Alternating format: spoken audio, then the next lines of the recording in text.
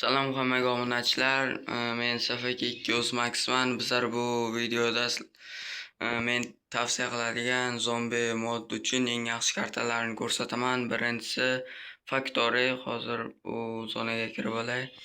Factoryga kirganingizda o'z mashhurda birinchi marta paydo bo'lasiz. Shu vaqt masalan bitta pulemyot olib olib tepaga chiqasiz va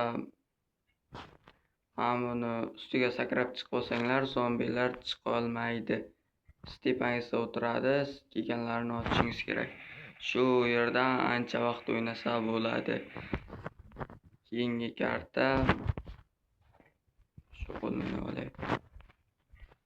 Xo'sh, bu birinchi karta edi. Ikkinchi kartani ko'rsataman. Ikkinchi karta bu xo'sh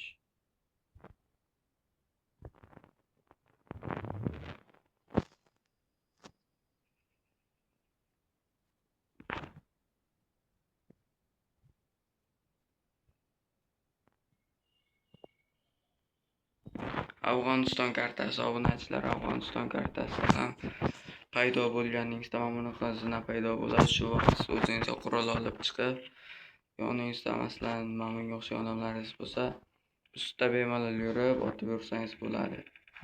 Bu ham ancha qulay joy obunachilar. Zombi kartasi uchun bemalol ustidan sakrab o'tsa ham bo'ladi menimcha.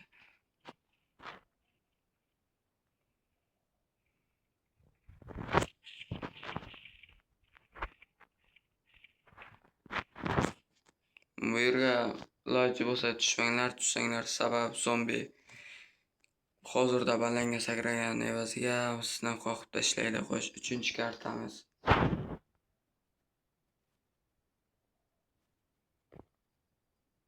Uchinchi karta bu Tundra kartasi. Obunachilar, Tundra kartasida siz bitta qurol olib olib bemalol bosib berganini ko'rsataman.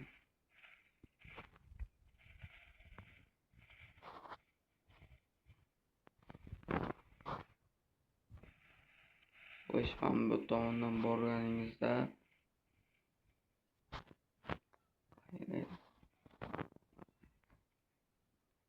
mana shunday joydan aylanib o'tib, bu tarafdan ochiq maydonga o'tib olib otlarni otsangiz bo'ladi.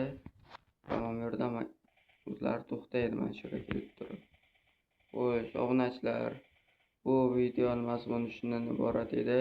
Sizga zombilar uchun o'ynash qulay bo'lgan eng 3ta zo'r kartani ko'rsatdim. Yana qaysi kartada qanaqa lifehacklar bor, o'z fikringizni kommentlarda yozib qoldiring. Keyingi videoda ko'rishguncha xayr.